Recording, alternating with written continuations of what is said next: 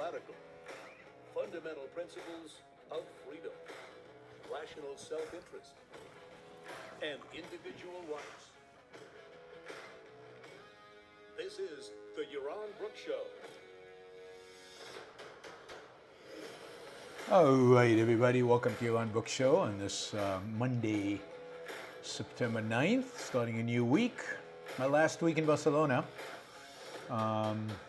Everything so far is on track for us to be flying to Tel Aviv on Sunday and spending about 10 days in Israel, and then heading back home via Madrid, spending a couple of days in Madrid and then heading home. So I'll be back in Puerto Rico on the 27th, but this is the last week in Puerto Rico. Right now it looks like we'll do shows all week, but we'll see. We'll see if we can, we can pull that off. All right. I want to start the show today with just a brief discussion of what free speech actually means. I've done a couple of shows in which I've criticized, harshly criticized, this pseudo-historian that Tucker Carlson had on. And I criticized him, and I criticized Tucker Carlson. I also referred people to the many historians online who have debunked point by point what this hack said on Tucker, this Nazi apologist said on Tucker. And, I'm not a historian. People have done a better job than me, so I haven't done the point by point debunking. And to some extent, it's a sign of our cultural ignorance. It's a sign of a bad educational system that, people need this debunking, given that it's completely, what he said is completely arbitrary. It's complete nonsense. And, the history here pretty much is overwhelming in terms of the quantity of it that presents, I think, the right side of history and the opposite of what he's suggesting.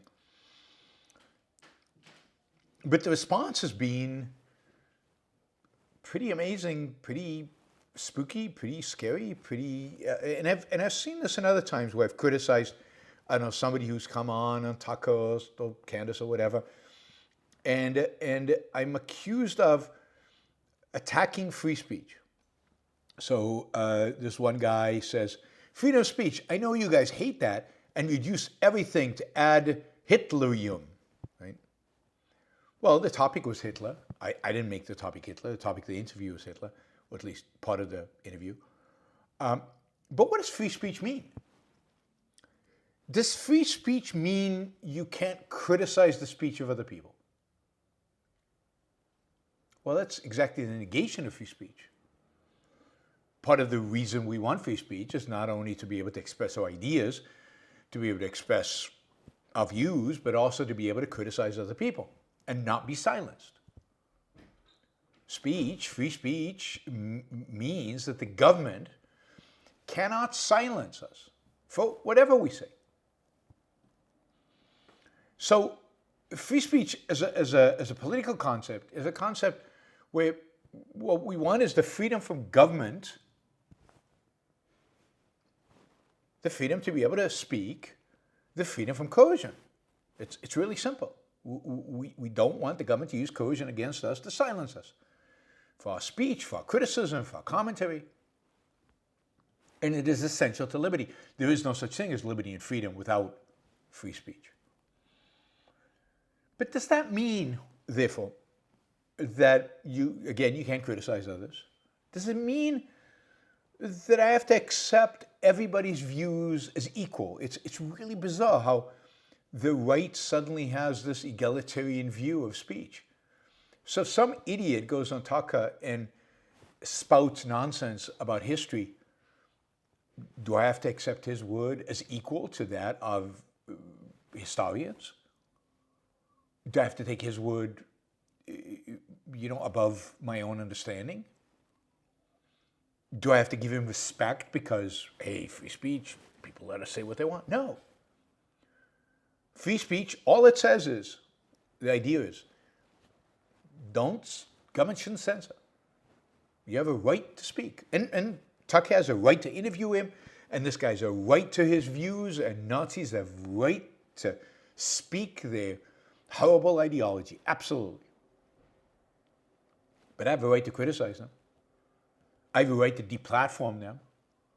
I have a right not to give them a stage. That's still a right to free speech. That's my right to free speech. My right not to agree with them and therefore to not give them a platform. Imagine if we gave every point of view a platform, every single point of view out there in the world, equal time. I mean, is that free speech? Is free speech egalitarianism when it comes to speech? Well, obviously not. Free speech is about leaving you with the freedom to discriminate between the speech you want to hear, the speech you want to support, and the speech you don't.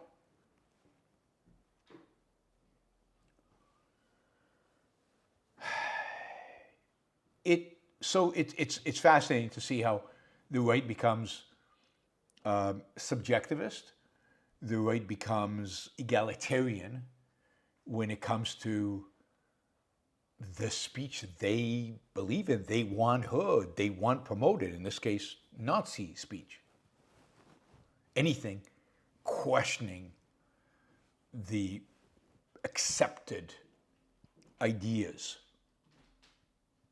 if it's from the right, should always be platformed. It truly is amazing that you cannot criticize. So there's another sense in which people use free speech. And that's not the legal sense, the right sense, but the sense of we want a culture in which we celebrate discussion and debate and we hear all views. But do we? Do we want such a culture? Do we want a culture in which every view, again, gets some kind of equal treatment? Even put aside the government's not involved, no censorship. But do we want a culture in which everybody says what they want and we have to listen to all of them and we have to treat them all the same? Of course not. And they don't. I mean, my critics here, I'm sure, how many of them have listened to a Kamala Harris speech? And how many of them have criticized her? Does that mean she doesn't have free speech?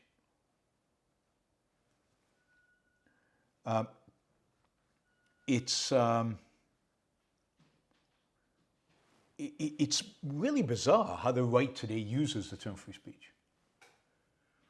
Is Twitter a free speech platform? I mean, no. First of all, again, the right to free speech is irrelevant to what Twitter does. Twitter can take off anybody it wants. It can set its own standard. It can do whatever the hell they want. It's their platform. But beyond that, Twitter has an algorithm. Some things get emphasized, some things don't. Some people are banned from Twitter. Some people Twitter's very friendly to. And I can like stuff, I can hate stuff, I can block people, but this idea that, some idiot comes up with some arbitrary, irrelevant, stupid theory about history, and we should all go, oh, wow. Yes, I'm so glad Tucker interviewed him. Let's discuss it and debate all the fine points of what this idiot just said. I mean, that would be absurd. That's not a free speech. That's not a speech culture I want to be a part of. I want to be able to say, no, that's nonsense. Hey, guys, look, that's nonsense. And Tucker just sanctions somebody. It's not just nonsense, it's evil. And Tucker just sanctioned evil ideas. Should we treat Tucker just like he hasn't? He's actually supported evil ideas. We should treat him accordingly. So the right doesn't want their people judged. They will judge the left all the time. They attack woke all the time. Where's free speech? Don't you want a culture in which woke ideas are just given the same? You can't attack woke ideas. Listen to them. You have to take them seriously. Why? Some ideas don't deserve taking seriously. And the ideas this Cooper guy was spouting don't deserve taking the idea seriously. These comments are amazing. I like Tucker with a heart, but hey, you guys are used to playing the victims. You guys, I assume us Jews, who's playing the victim? Us objectivists? I doubt that. I think he's probably, so the anti-Semites are coming out of the woodwork. Actual historian, truth is disgusting to the corrupt. So, this Cooper guy is actual historian. Facts, evidence, history, irrelevant. He's talking about me. This guy is way too enmeshed with the matrix. You can't question the narrative. You can't think for yourself. People cannot challenge the propaganda. Fall in line. Yeah, people can challenge it. And then I can challenge their challenge. How is it being part of the matrix to challenge somebody challenging the narrative? It's unbelievable. Or complaining for 30 minutes because people are freely speaking in ways he doesn't like. Yeah, that's the point of free speech. I get to complain when people speak about stuff that I don't like. And by the way, have evidence and facts and history to back me up when they don't.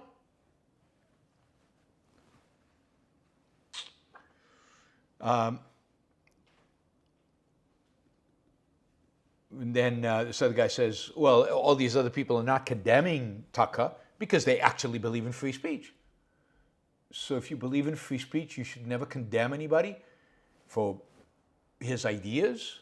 You should never condemn anybody for platforming certain ideas. That is what free speech means? That's bizarre. The fact that I believe in free speech does not change the fact that I believe there's truth and falsehood, there's good and there's evil, there are bad ideas and good ideas, and there's moral culpability for your actions and for the ideas you hold and for the ideas you promote and for the ideas you platform. You don't get a free ride.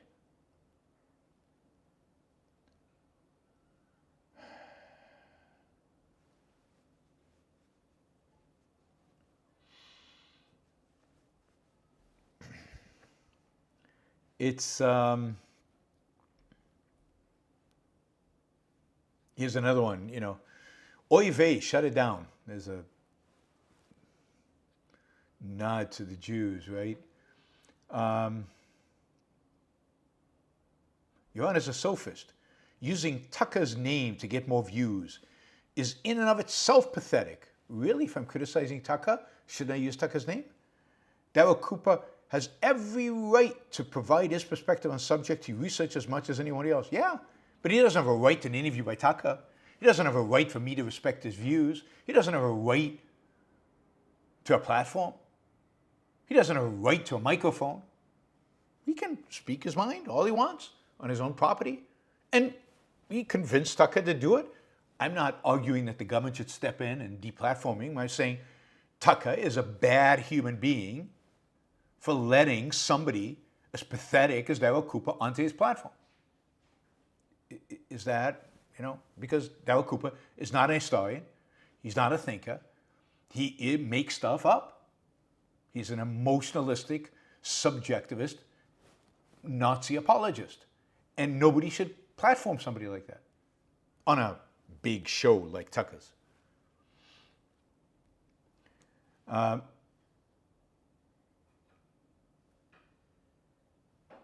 Yeah, and then people, of course, questioning whether they even watched the interview.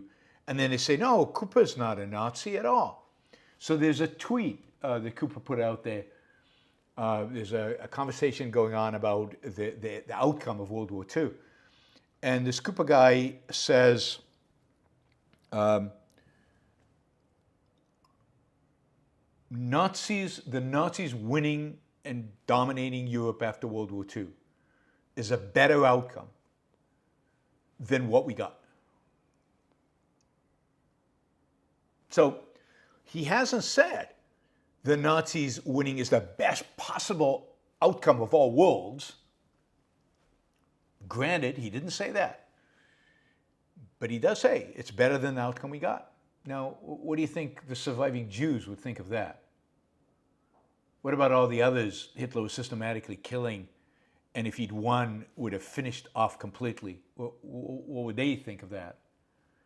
What about, now Eastern Europeans didn't get any freedom anyway because they were taken over by the Soviet Union. What about Western Europeans that now would have zero free speech, zero freedom at all?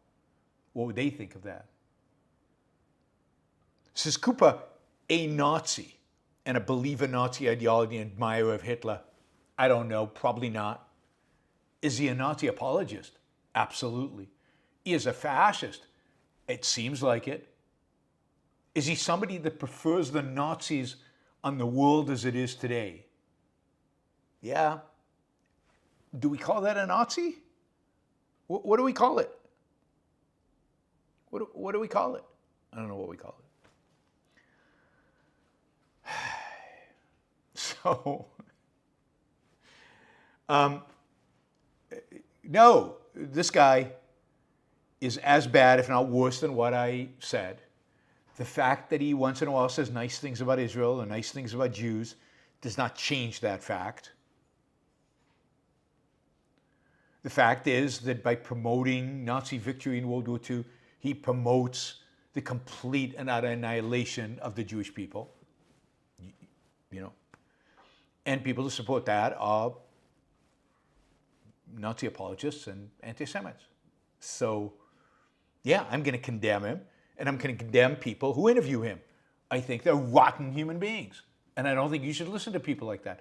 I don't think you should support them. I don't think you should send your money to them. I don't think you should tolerate them. I'm not a tolerationist. I don't believe force should be used, ever, with regard to speech.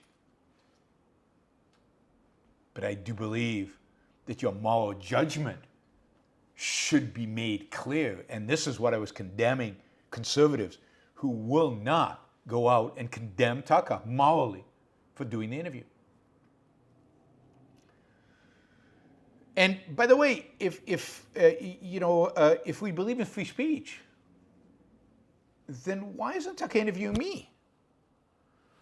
I mean, why haven't I got a call?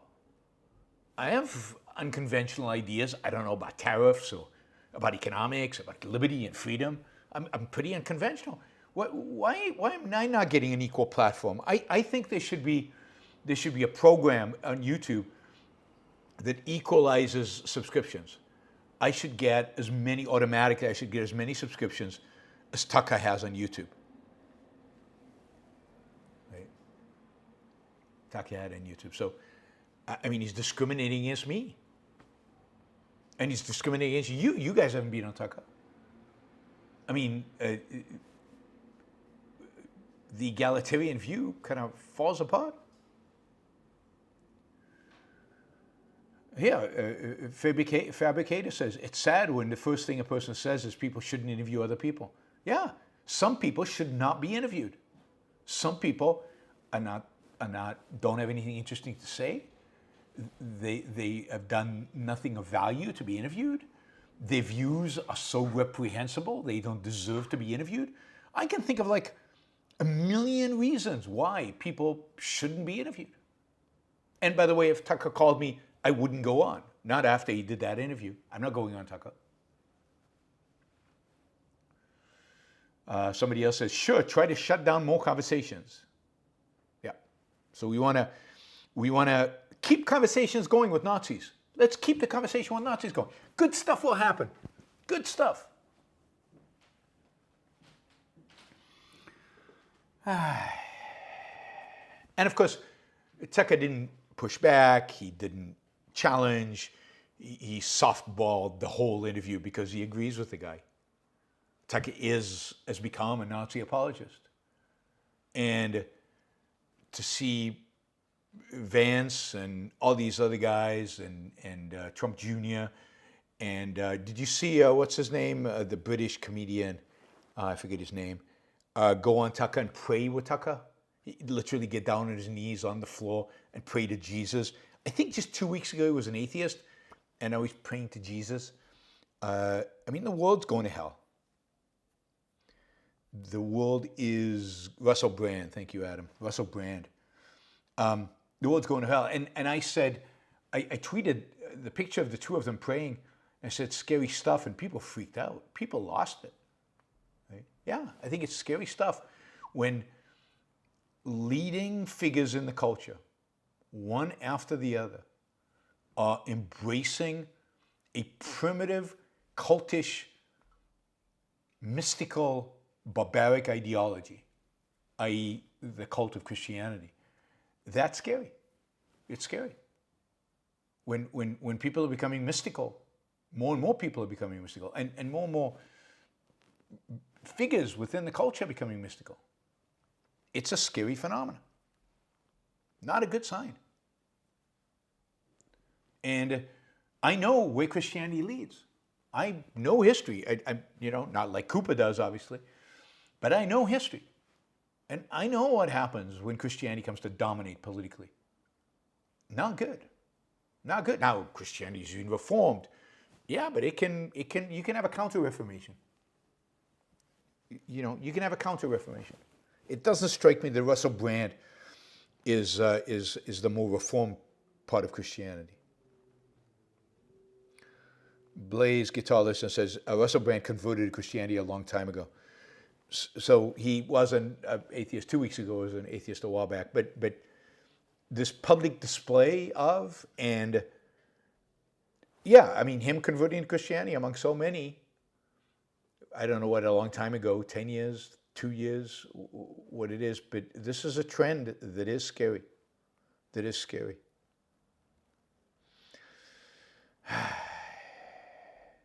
Am I opposed to Christianity? Yes. I'm very opposed to Christianity. Christianity is a bad set of ideas. It is a set of ideas that is destructive to human life. It is the set of ideas that brought us dark ages and a pretty meager Middle Ages. It's a set of ideas that would set back civilization and set back life significantly if embraced fully and politically today. Yes, I'm opposed to Christianity. Plus, it's just false. It's a false ideology. Anyway, if you want to see the neo-Nazis come out of the woodwork, if you want to see how bad the alt-right is, if you want to really see how bad the alt-right is, how disgusting and awful it is, then check out people who who are tweeting on my channel. Is that the right way? And check out comments on YouTube. John says, Yaron, as an objectivist, you're in the minority. It is foolish not to talk to Carlson to get your message out. No, it's not. It's taking a moral stand. It's making clear that some views are so reprehensible they should not be sanctioned. It's actually acting out objectivism. What would be the point of going on Tucker Carlson's show and talking about a philosophy of moral, of a morality, a secular morality that believes in good and evil, believes in integrity as a moral virtue, and they're not practicing it? And by very act of being on Tucker Carlson's show, violating one's own moral stance on integrity. You can't win through marketing, and you can't win by modeling the opposite of what you're trying to preach. I'm happy to tell it to his face. I don't have to do it in an interview format. Would I debate Tucker Carlson? Potentially, if it was set up as a debate. But I would not go for an interview. All right, let's see. So yeah, check out the comment sections under my videos. It's a real education. I think you'll find it, I don't know, depressing. All right. Some news. Some news on. Don't worry, he's not going to invite me, so so it's not like this is a practical problem. Some news from Israel. Interesting news from Israel. I haven't really gotten to the bottom of it yet, but yesterday Israel launched an attack in central Syria, and it bombed a number of facilities in central Syria, including some scientific facilities. And this is a major attack. We're not talking about a plane going out there and knocking out a building and coming back home. We're talking about 5 waves of Israeli airplanes bombing this area in the center of Syria. We're talking about a lot of firepower.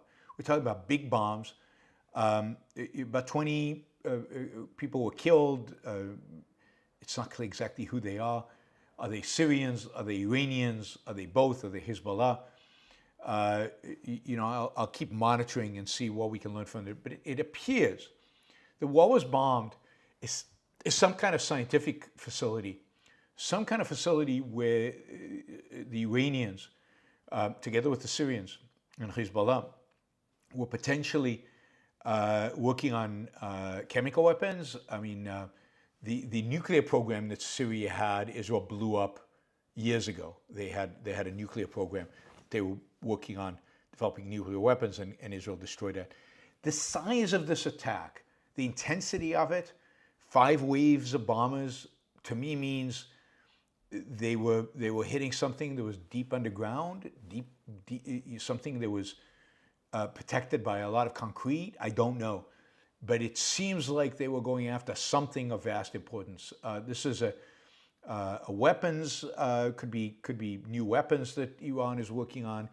It could be manufacturing. There were secondary explosions, so there's definitely ammunition there that was blowing up while the Israelis were attacking. But they were attacking ferociously in a way that is not typical. So I haven't seen much in the press about this. I haven't seen much in the media about this. But it would be interesting if we ever find out what was this facility in Syria that the Israelis were so adamant about completely destroying. We will see. Okay, just a few things related to Israel, I guess. BBC, the BBC, I don't know how much you know about the BBC. The BBC is basically the state-funded broadcaster in Great Britain.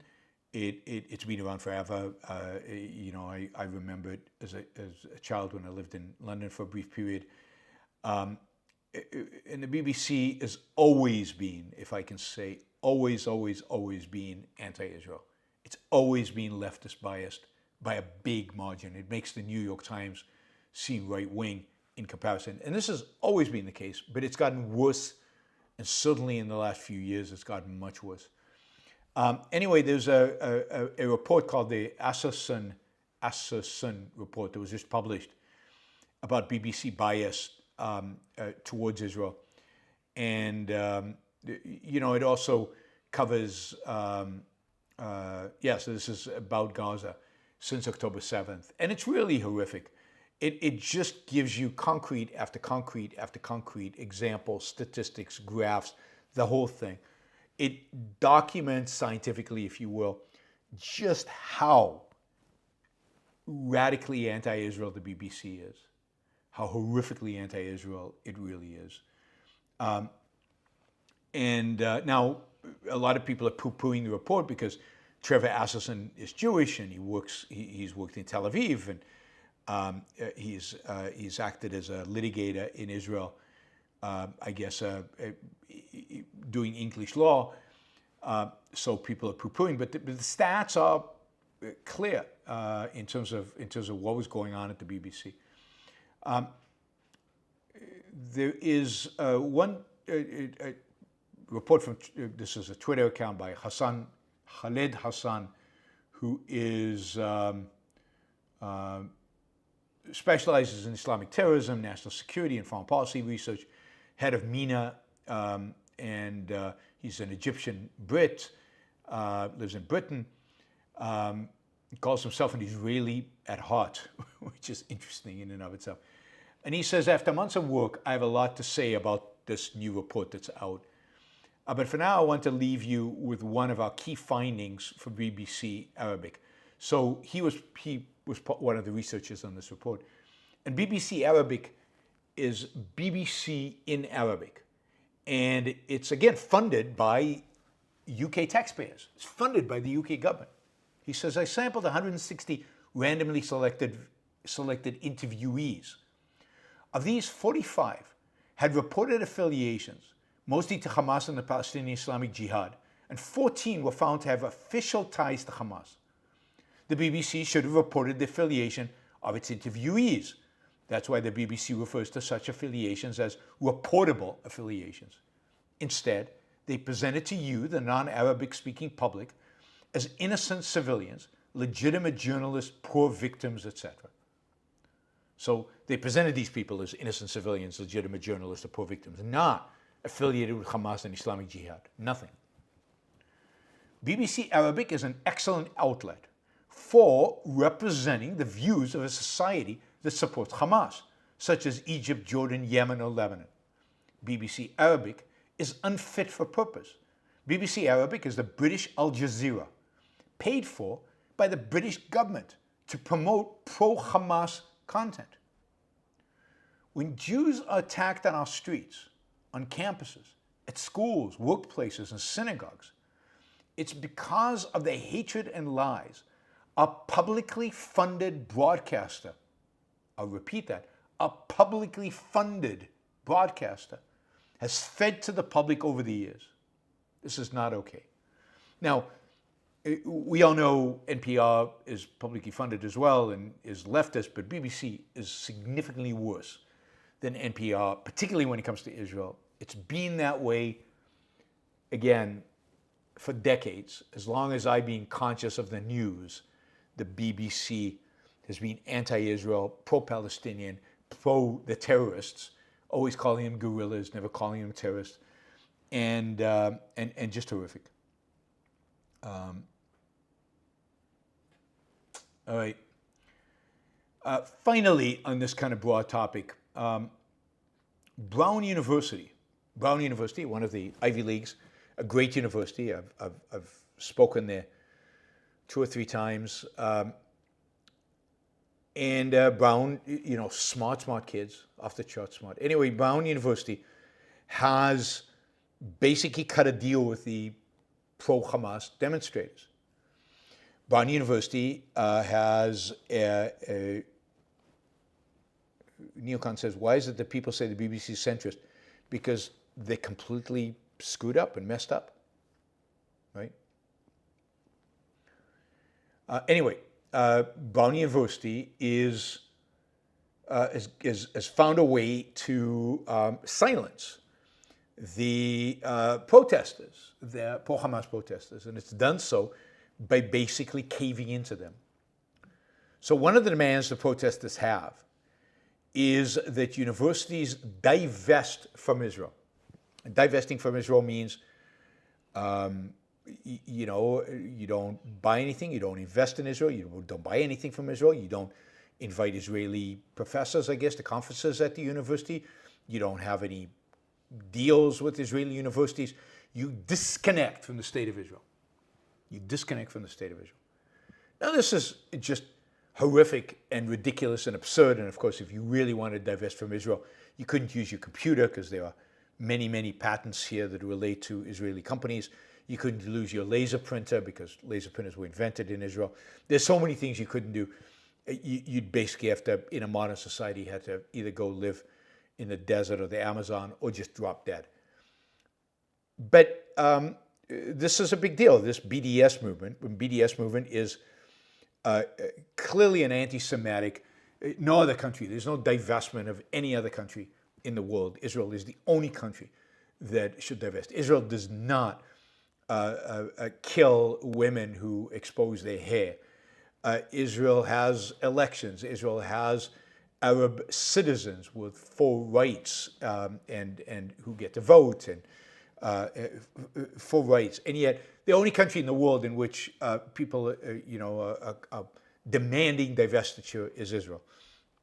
One of the best countries by the standards of rights, by the standards of freedom in the world today. There are at least 150 countries in the world that have less freedom than you do in Israel, even if you're an Arab. And the Brown University has agreed that the Board of Trustees will hold a vote on whether to divest or not. This is such a reprehensible policy. There shouldn't be a vote. Now I'm going to be accused of being anti-democracy. Shouldn't vote. Yaron is against voting. He's against free speech because we shouldn't have to hear these Nazis. He's against voting because we shouldn't vote on stupid things, on evil things. The Board of Trustees is going to vote on whether Brown University will divest from Israel. It's probably going to fail. They most likely would vote not to divest from Israel. But the very fact that they're voting is a massive victory. A victory achieved because of October 7th. This wouldn't be up if Hamas had not done what it did on October 7th. October 7th is what has resulted in these just disgusting demonstrations. By the way, when I say disgusting demonstrations, am I rejecting the free speech of the demonstrators? Or because they're on the left, that's okay? I don't know. I don't quite understand these people on the right who have these views. So excuse me if I'm unbelievably confused. I think that's the right term, confused.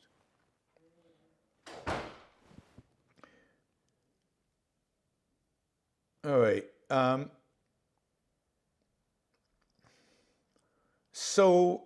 Today in the Wall Street Journal, a brave trustee, a Brown trustee, it takes a lot to become a trustee of a major university, has basically resigned because he finds that the very notion of voting on divestment for Israel is Brown University. Here he says, I'm quoting the article, how can Brown lend credence to these anti-Semitic voices, who notably began protesting in support of violence against Jews before Israel had even responded to the October 7th attack? It's as if the Brown board has agreed to vote on whether Israel has a right to defend itself, whether Israel has a right to exist, and even whether Jews have a right to exist. I consider the willingness to hold this vote a stunning failure of moral leadership at Brown University.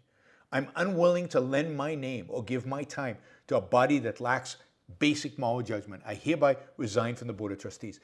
Now note, here's somebody withdrawing their moral sanction. Here's somebody saying, this organization has now become so despicable, I will not be part of it. Is he, by doing so, is he rejecting their freedom of speech?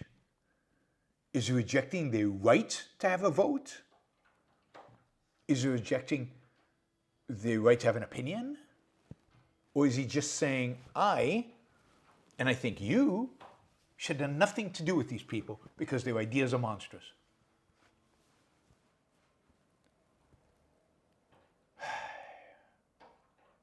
So I'm glad to see there's some people out there who are brave. I'm glad to see there are people out there who take this idea of moral sanction seriously. I probably don't agree with this person on a lot of things. To be a Brown trustee, my guess he's quite left already. But at least there are some issues in which he is not willing to sanction evil. And in that, he has integrity. He's modeling virtue.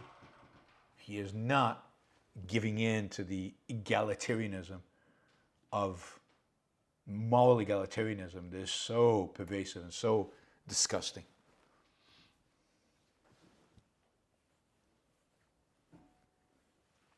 All right. Yeah, so kudos to him.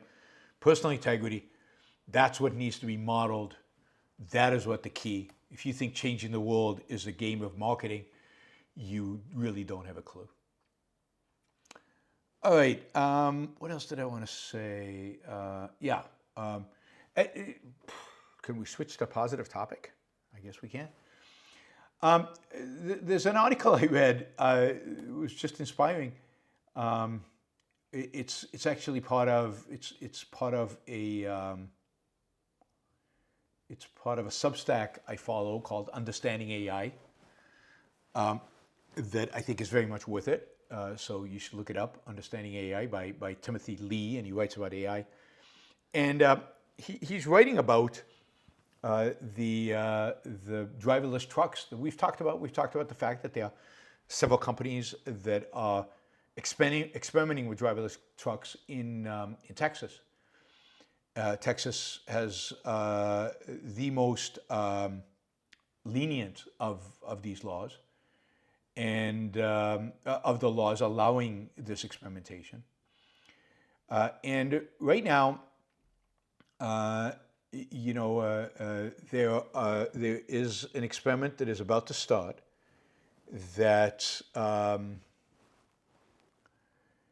is going to run trucks on a segment of Highway 45 between Houston and Dallas. And they are going to run it with a rig, full loaded rig and everything, truck with a rig and everything. They're going to travel 200 miles between Dallas and Houston.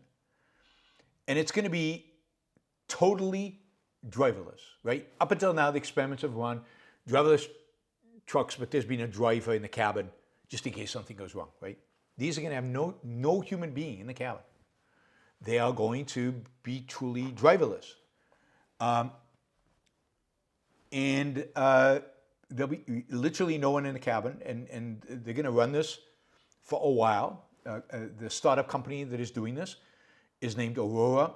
They have spent 7 years, hundreds of millions of dollars preparing for these trips. And they are hoping that this is going to happen before the end of the year, that they're going to get this 200-mile segment. So it'll be away from the cities. It'll be just 200 sections of highway. Proof of concept, right? Proof of concept. This is a company, Aurora, that has raised, I think, over $500 million.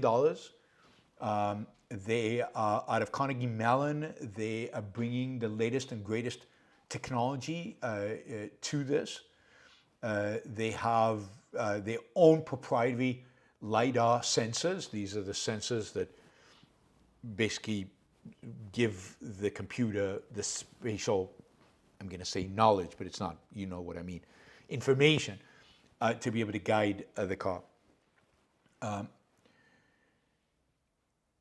So yeah, super exciting as this experiment.